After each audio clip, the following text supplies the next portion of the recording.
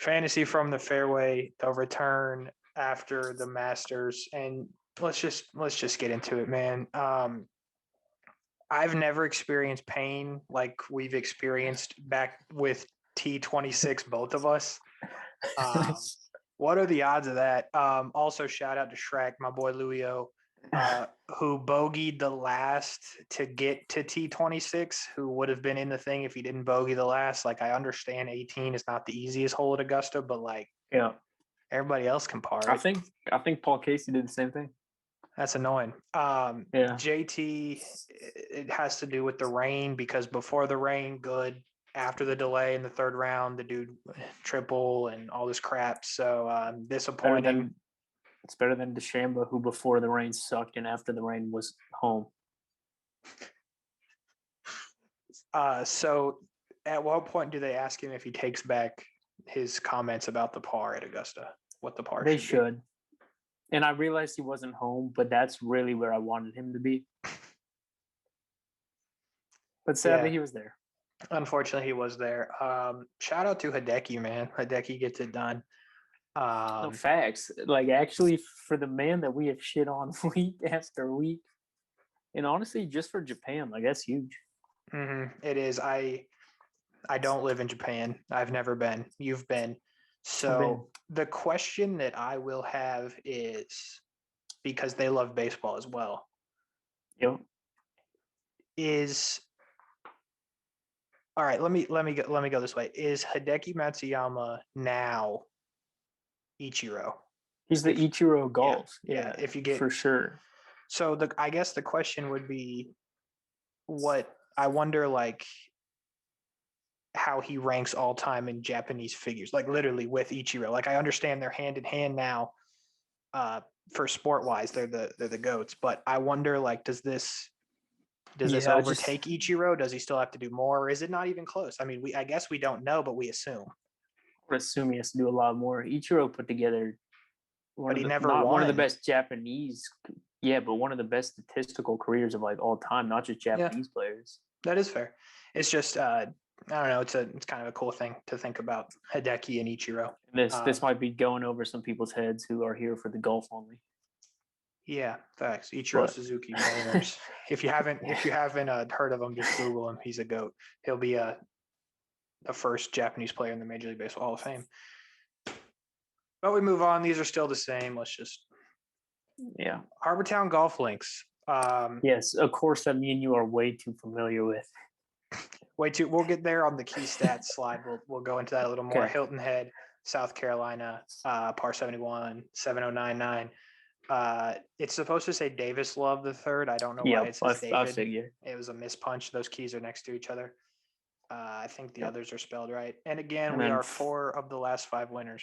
Was their first time winning. Minus Webb. Webb. Do you know any of them? Yeah, first. I do. Well. Oh, God, I forgot to put pictures. That's okay. We all know what they look like. We got Webb. We got CT. We got Satoshi Kodaira. But the one I'm looking for is Wesley Bryan. Yeah, he was 17 or 16. Which one was 17, he? 17, I think. 17? I think he just missed the graphic, I think. But those are who you're looking at. Here are the stats. Approach, tee to green, putting, rounds in the 60s. I'll elaborate in a second. Par 3s, 175 to 200. Left out a lot of words this week. Birdie or better.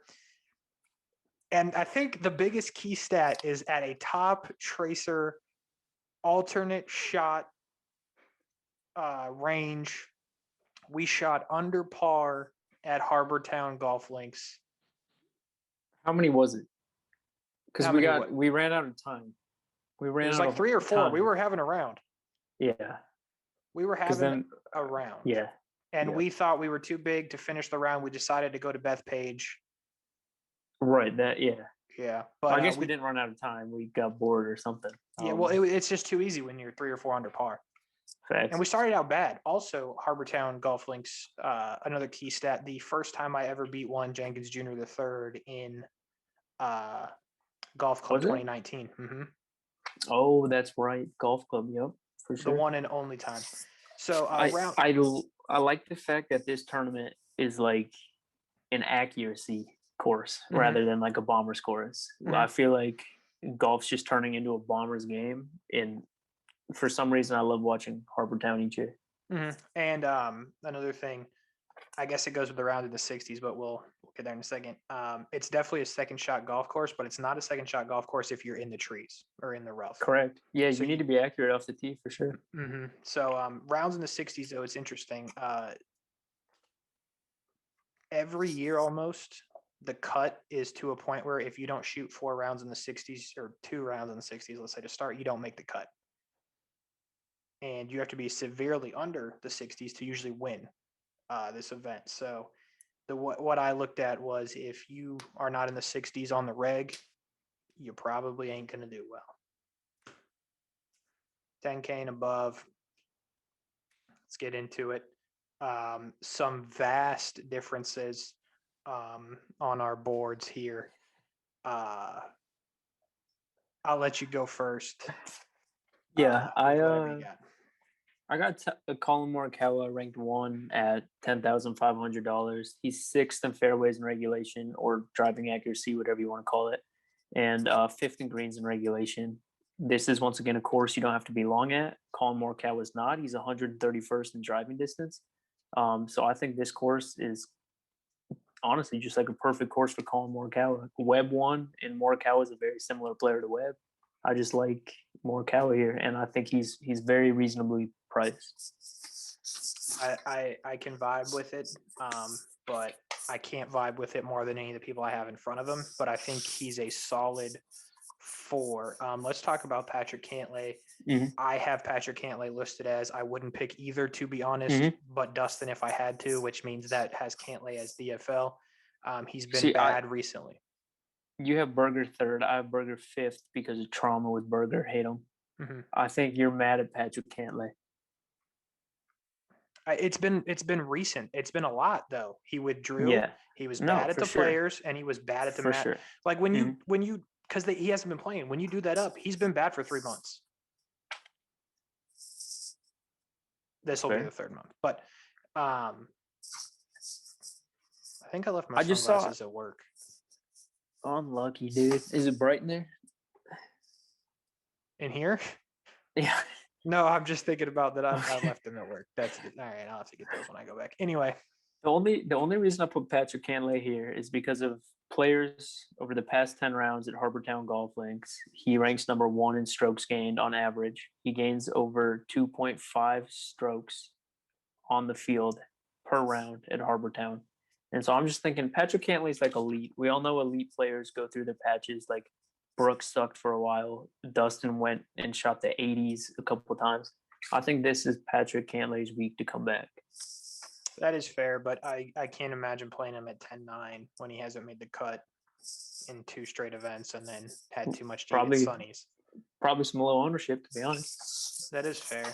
Yeah, I mean, that's fair. You have Webb 3. I have him 2. We probably don't need to talk about Webb unless you just have something you really got to get out. He's a GOAT. He won here last year. You know what you're going to get. Cam Smith, I have him 1. You have him 4, which I just want to hear about the disrespect.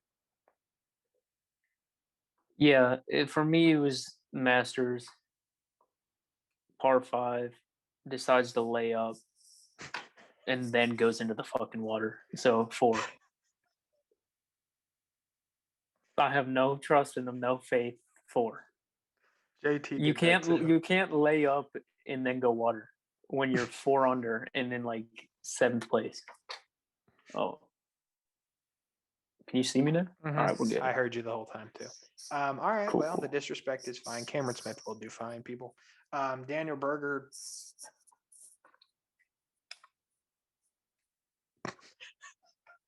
Anything? Nope. I sent you a text saying I was going to say horrible, terrible, awful things about him. And you're going to be the bigger person. And trust me, I have a lot I could say, but I'm not going to because he's a millionaire who's on the PGA Tour, and I make videos in my bedroom. Not even your that bedroom. Sounded weird. Is it? I do a golf podcast in my bedroom. Yeah. Yeah. Okay. He might do feet pics, unconfirmed. Daniel Berger will do fine. He finished third here last year. The price is fair. Dustin Johnson, it's too high. Can't lay. It's too high for me, but that's the 10K and above. What you got, Chief? All right, we're gonna kind of blaze through it this week. You have to go back to work. I had a busy day at work, so we're gonna go through it quick. But I do have stats. I'm not just putting people up for no reason. So we're starting off at 9.7, the highest, most expensive 9K player, Will Zalatoris. Congratulations to Will, first time in the Masters, second place finish. That's incredible. He's now a millionaire. Yeah, no, that's he was a millionaire, but now he's won $1 million just in a single event. Yeah. He's fifth in approach this season. And he's boys with Adam Sandler now. Yeah. So that's Happy cool. Gilmore, shout out. But yeah, so Zalatoris hits fairways, hits greens. He's clearly in form. I think this is a good course for him. Moving on to Tyrrell Hatton. Tyrrell Hatton, over his last 10 rounds here, I believe he was like 5th or 6th in strokes gained. Popping up my thumb. If you're feeling glum? I'm glum because I have to go to work, but I'm pop up my thumb. Go watch that video if you guys haven't and you care enough to watch it. It's pretty good. He's 10th in approach, 47th in fairways and regulation. Why didn't I write it down? I didn't write it down. I'm pretty sure he had a good finish here last year. Can you fact check me real quick? Yeah, just keep going. My dog. Corey Connors is next at 9.3. Corey Connors is hot as fire. He's also a godly approach player. So in a second shot golf course, he has the approach. He's very accurate off the tee. And he tied third with Berger. That's what I thought. Okay, so Tyrrell Hatton had a good trip to Hilton Head last year. Corey Connors just on fire, like truly in incredible form. So I'm all good on Corey Connors. I think this golf course suits him well. I think he's going to do great. Facts. Matthew Fitzpatrick here. He's only 4 for 6 at this golf course, and it's not necessarily that I think he's going to do bad. It's just there's people in the 9K range that I like more. So for me, he's going to be thumbs down. And Sungjae is 0 for 2 here. He also finished 3rd to DFL at the Masters. If you don't count the guy who signed an incorrect scorecard. What happened with that, by the way? Sungjae? No, the scorecard. Matt Wolf? Yeah. He wrote down a 1 stroke lower. No, I know, but like, are we calling him a cheater, or like, are we saying he made a mistake? No, I don't. Or like, I think he made a mistake because if he's already like +8 or +10, whatever the hell he was, like, I don't think he's really. Oh, if I give myself a stroke here, I'm definitely making the cut. I don't see it. You know what's funny? I have enough faith in him. The Sungjae thing is like, I had him on one of my teams. And I thought he was going to do well because, like, there was no reason for him not to. And me and Amanda went to Walmart or something, and we were driving home, and I was like, who? Or she asked me who I was picking or something. She's like, I'm going to go with Sungjae Im. I was like, what? Like, how do you even know who that person is? I was like, that's a good pick. And then when I watched what unfolded, I was like, yeah. I told her, I was like, well, Sungjae was the last real player to finish. The only people that finished behind him were guys that are like 800 years old playing in the Masters. One in like the 60s. I think it was like, who was it? Like Larry Mize. Yeah. It was bad. Yeah. It was really bad. But I'm maybe surprised. we got to start throwing Amanda's picks in here. See how she does. Yeah, facts. So yeah, I'm also surprised about Sungjae here because he's number 1 on tour in rounds in the 60s, but he just doesn't do good here, and he's not good recently. So it's weird. Yeah. Sungjae's usually never like bad, but now he's bad. Correct. Yeah, and just 0 for 2 here, and it's been 2019 and 2020. It's not like he was one of those guys who like played in 2014 and 2015 and hasn't been here. He just hasn't made the cut here. But yeah, that wraps up the 9K for me. Going on to the 8K. There are guys I like a lot in the 8K. Abraham Answer is one of them at 8.9. He finished 2nd here last year. He's 2nd in driving accuracy and 14th in greens and regulation. It is perfect for this golf course. If he just gets his putter medium warm, I'm not even saying hot, lukewarm putter, I think he'll do perfectly fine. I didn't even mean to put Harris, but I did. That I wrote down Harris. I didn't mean to though. Like I just now did. am realizing I did it. Yeah, I wrote down Harris as well, and I didn't mean to. He's just Harris. That's what it is. Tommy Fleetwood's next with 8.8. Brian Harmon at 8.7. I do like him. His last 3 finishes have been tied third. Let me ask you about this, Tommy Fleetwood. Yeah. How screwy is the rule that if you hit the flag stick, you have to play your ball wherever it goes? I agree. Like that's just a horrible rule. We saw Cam Champ do that a couple weeks ago. Yeah, it's a bad rule. I mean, I get it. Like it makes sense. I don't at all. Because in theory, where would you drop it? Where it hits the first time is what I would think. Okay. What if it hits in the air, like Cam Champ's?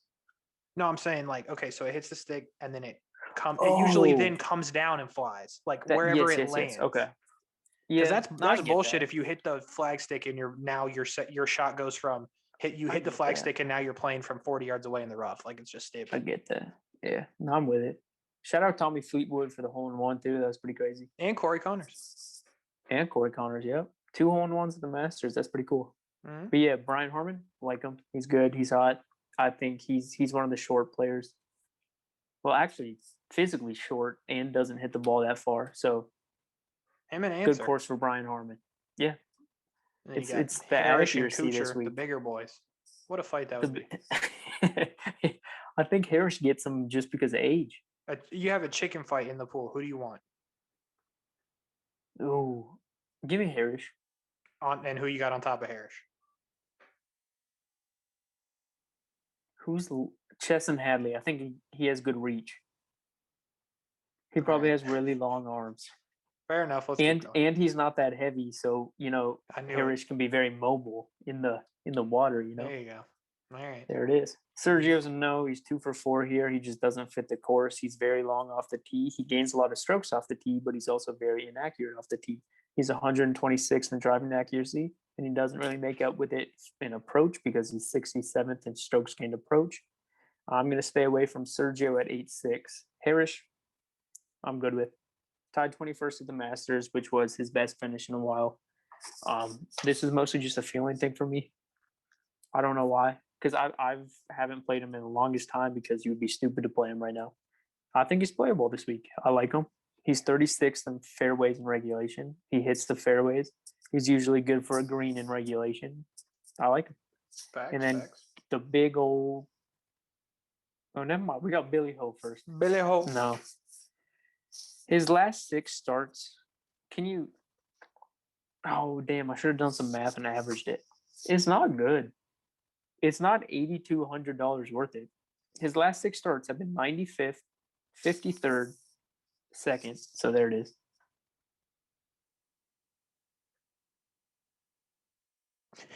What? What was that? It was first. He won.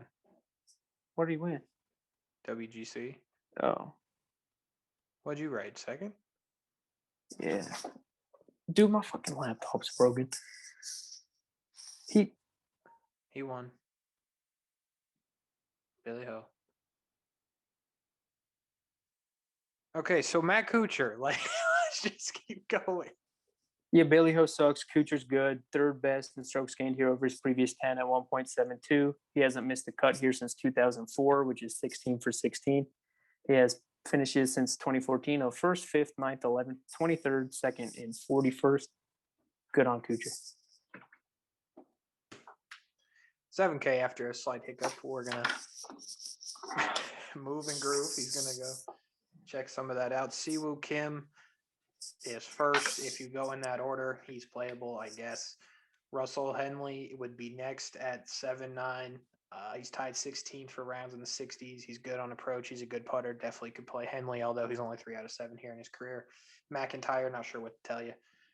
Charlie Hoffman is next. He's goated at $7,800. He's 2nd round in the 60s. He's great on approach. He plays the par 3s 3rd in the area. He's 8 for 11 here. You got to play Charlie Hoffman. Budenhout, couldn't tell you. Kisner, I'm going to say no to, which is surprising because I usually don't, but it just doesn't work out here. Poulter is 10 out of 10 here. 10 out of 10 for Poulter.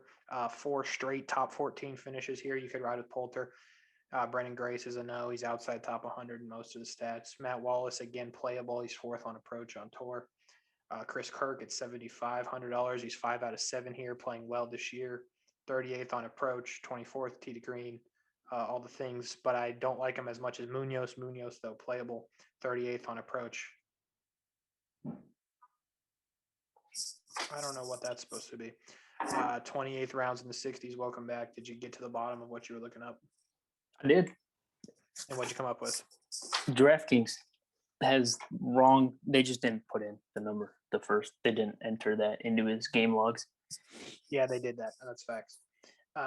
Cam Davis is next. He's going to be a no as well at $7,400. Just not feeling it. Carlos Ortiz is next. He's a guy I really wish that my computer would have pulled up his course history here because it told me there was too many redirects, so I couldn't. But he's tied 5th, rounds in the 60s. Good birdie or better. His approach is all right. I just don't know his course history here. Sorry. Burns, top 100, all the stats, same thing. I've never been on Sam Burgess' PGA page. I'll probably never be back. Streelman's next at $7,300. 7 of 8 of his last 8 cuts here. 7th in 2018, 6th in 2019. Streelman, the GOAT, the freaking GOAT, tied 16 rounds in the 60s. Kevin Streelman, watch out, folks. Watch out. Let's keep going in the 7K, man. Emiliano Grillo is next. Shout out Bradenton. He's tied 3rd rounds in the 60s. I know it's hard to believe, but his other stats are all right. Top, what does it look like? Top 50 in most. Playable for sure. Aaron Wise does not make the thumbs down graphic. He probably should have. 200th in putting. Cut last year here, no. Brennan Todd, no. Fratelli, you could take a flyer on. He finished 8th here in 2020. His stats this year, horrid, horrendous, would some would even say. I don't know what I wrote there, so I'm just going to skip it. Zach Johnson's next. He's made 11 out of 15 cuts here. 10th on tour and putting. 28th rounds in the 60s. Playable. Good run of no's here. You got CH3. You know CH3? Charles Howell III, baby. No. Oh. So you got CH3, you got Thompson, you got Pan, who won here. You got Hadwin, and you got Norin. No. Glover's next. He's on the graphic. That's not a miss punch. 5 out of his last 6 here. So you know what that means. You know what that means. We'll leave it at that. He's top 33 in he finished top 33 in all 5 of the made cuts. That's what I was trying to say. So Glover looking good. Thank God. Poston is next. Poston's next, and this is where it gets weird. 3rd putting this year, Poston, 42nd round in the 60s. Now, here's the thing. The other stats suck. I'm just going to tell you straight up. But this is why it's interesting. He's made 2 out of 2 career cuts here, in which he finished 6th and 8th. So, wow. You could. I mean, I the stats blow, but like he seems to do well when I think he doesn't. So Poston playable. Mac Hughes is going to be a no. HV3 is also going to be a no. I'm sure you can figure that one out a little better. HV3. Yep. He's on the graphic. Got that one. The boy Sepp Straka is tied 11th for rounds in the 60s. Top 105 of the 6 stats we looked at. 33rd here in 2020. Definitely playable. The boy Higgs makes the graphic. Top 100 in all the stats. He finished 52nd here in 2020. His best stat, 24th, birdie or better. And Denny McCarthy, I think is, Denny McCarthy's last 7K guy. It's going to be a no. 6K. These are the boys. We're only going to talk about these boys, though. And Putnam. So Ben On is first. 2nd DFL in putting. Still got Cameron Champ behind him. 216th out of 217th. Just imagine how bad of a putter you have to be. We love Ben On here on the program, though, but can't do it. Douglas Gim is next. 19th on approach. 26th tee to green. 48th birdie or better. Tied 23 rounds in the 60s. Doug Gim, good option at 69. Putnam is also at 69. He's tied 13th for rounds in the 60s, which is incredible for Putnam. I'd imagine when you think rounds in the 60s, you don't think Putnam, but you should, I guess. He's 21st on tour putting. You could play Putnam. Snedeker, this is the every 3 or 4 week Snedeker update where you go to a course where he's dominated. He won in 2011, and he's 11 for 15 here. He usually makes the cut. So, I know what you're thinking. He definitely did not mean to put Rory Sab in the green. That is Rory Sabatini, believe it or not. Old Yellow Balls himself from Slovakia, I believe. I don't know. Sounds right. Yeah, he's South African, but he has citizenship in Slovakia. Oh, that's right. We've been and through he this. decided to. Maybe we'll have to, like we promised, we could do some interviews with people on the course. Maybe we can get to the bottom of Rory Sabatini. I like it. I like the idea. But Rory Sab, his last 3 starts here have ended in 21st, 10th, and 23rd. It is shocking, I know. He's 73rd putting, 77 par 3s in the area, 42nd birdie or better, tied 51st rounds in the 60s. I could play Rory, and I might. You can't play Hagee. I don't even know Hagee, but he's 166th in rounds in the 60s, so like he never does it, and he's like $6,800, so I don't get that at all. Stuart Sink is next after a good finish at the Masters. A 2-time winner of this event, 2004 and 2000. So when we were 3 and 7. Yep. And so that's kind of crazy to think about. The stats this year are good for the boy. 29th birdie or better, 59th approach. The other ones are all right. Stuart Sink, the boy. KH Lee is back. Are you happy about it? I like seeing him. He's been there for a while. KH Lee, the guy. He's 100th tee to green, 104th birdie or better, 89th rounds in the 60s. We're pulling for straws with KH Lee, but we like it. We like it a lot.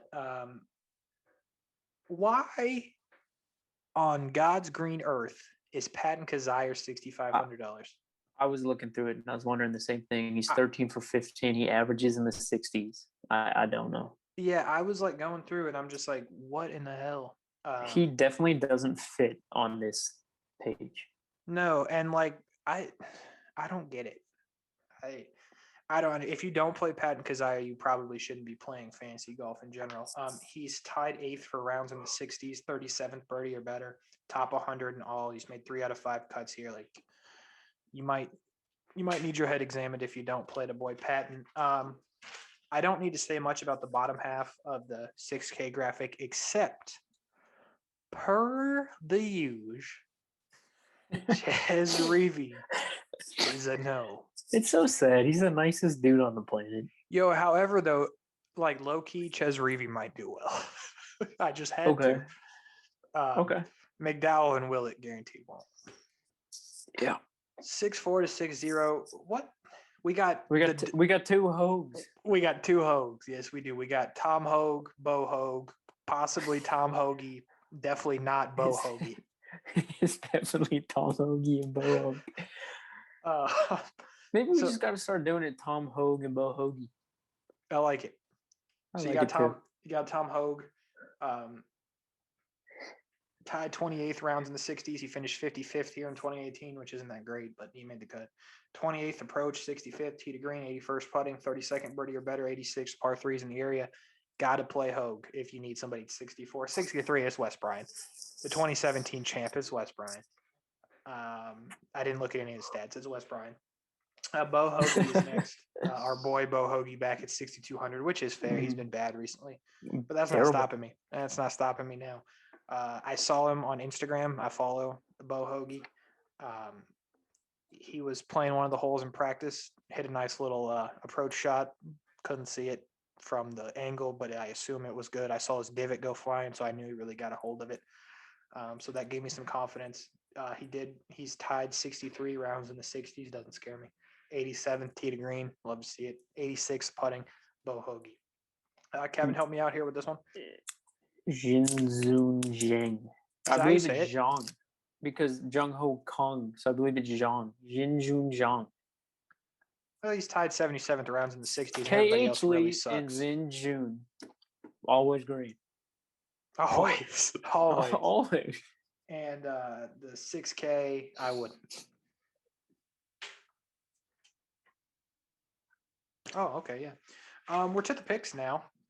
And after the Matthew Fitzpatrick incident at the Arnold Palmer, we're going to let Kevin go first here and make a pick to win the RBC Heritage. I'm going to go Colin Morikawa. Have you picked him? I do not believe so. Have I? I don't know. I don't think you have, but it just sounds like something you might have done. That's fair. Let's check it out. He's good to go. Morikawa.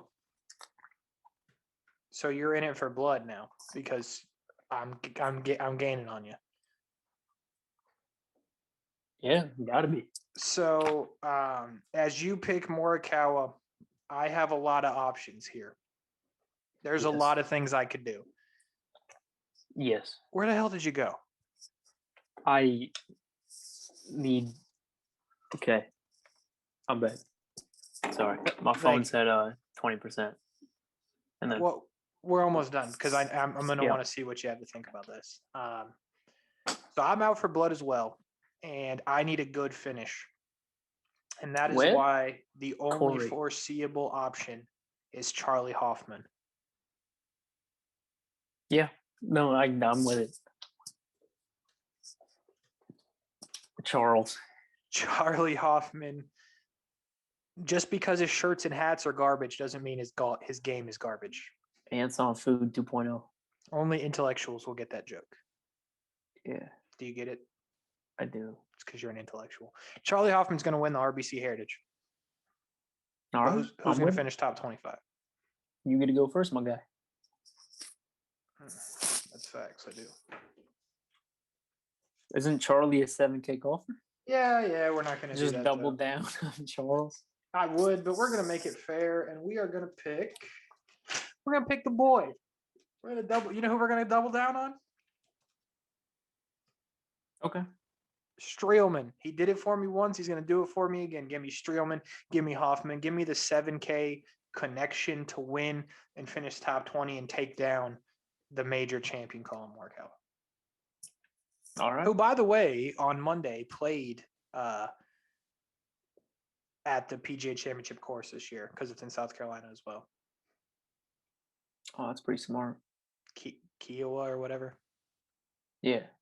The way I see it, he's that's a cheater. Smart. But let's keep moving. Give me Russell Henley.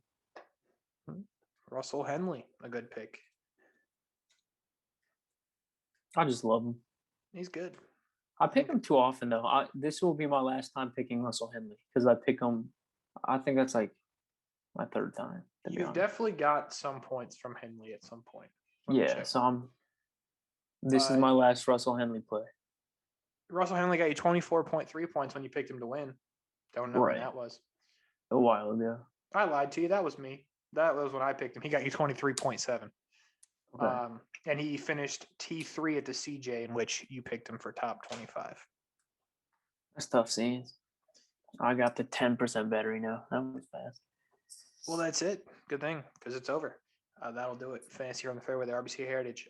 Thank you for watching. If you did, I know this video is coming out a bit late, but they said the best for last. Facts. We'll be back next week. Life got a bit busy this week for us. It did. We'll be back next week. And what's next week? Do you have any idea? I'm not sure. Like I said, I've had the crazy busy day.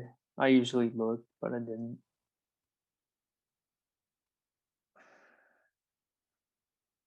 Do you want me to Google it real quick? No, it doesn't matter. All right, we'll be back next week. Wait, it's Florida, isn't it? No, not yet. No?